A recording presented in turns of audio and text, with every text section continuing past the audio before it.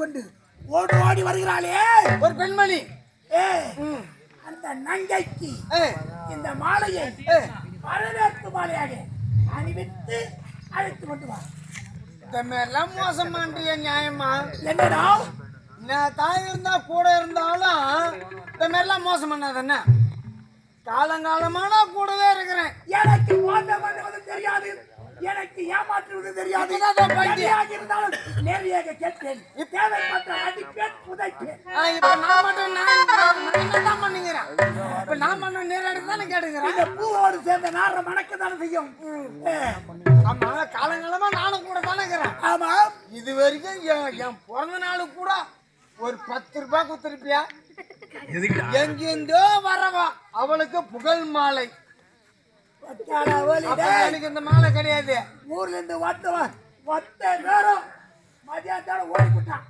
நினைச்ச நேரத்துல 12,000 கொடுத்து அப்படியே மூட்டிட்டு வந்தேன். 10 ரூபாய்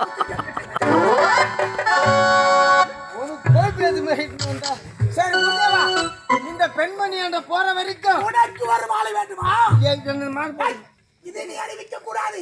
என்ன உனக்கென்று ஒரு புகழ் மாலை, மகிமைவாத மாலை, ஒரு சிறப்பான மாலை, ஒரு மந்திர மாலையை நான் ஏற்பாடு செய்து விட்டு இந்த மாலையை அணிவித்து வந்தவுடனே உனக்கு அந்த மாலையை நான் தருகிறேன். இப்ப அந்த பெண்மணிக்கு இந்த வரவேற்பு மாலை அப்படியே கிட்ட புறப்படு.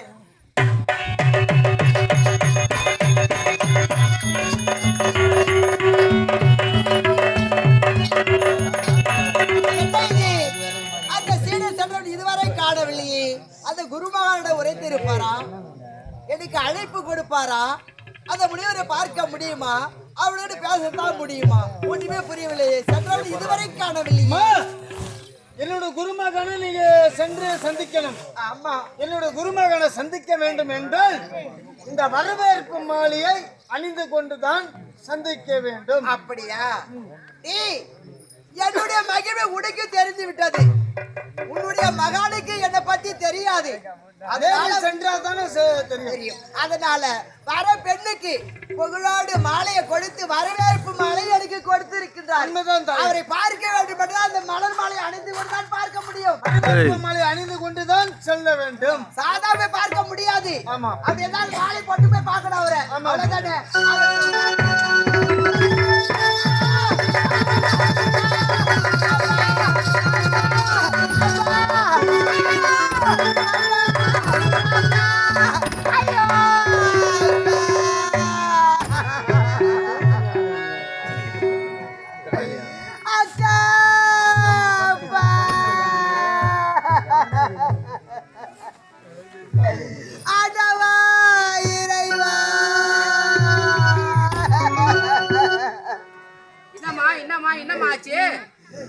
இந்த மலர் மாலை கழுத்தில் அணிவித்ததும் என் இருவிழிகளும் மறைந்து விட்டது.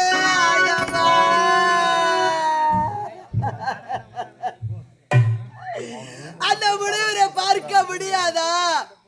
என்னுடைய அக்கா கேட்டால் என்ன உரைப்பது?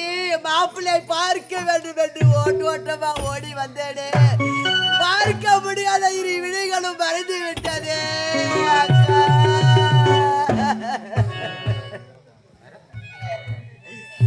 அலைகட துரும்பை போல் ஆடாடி அம்மா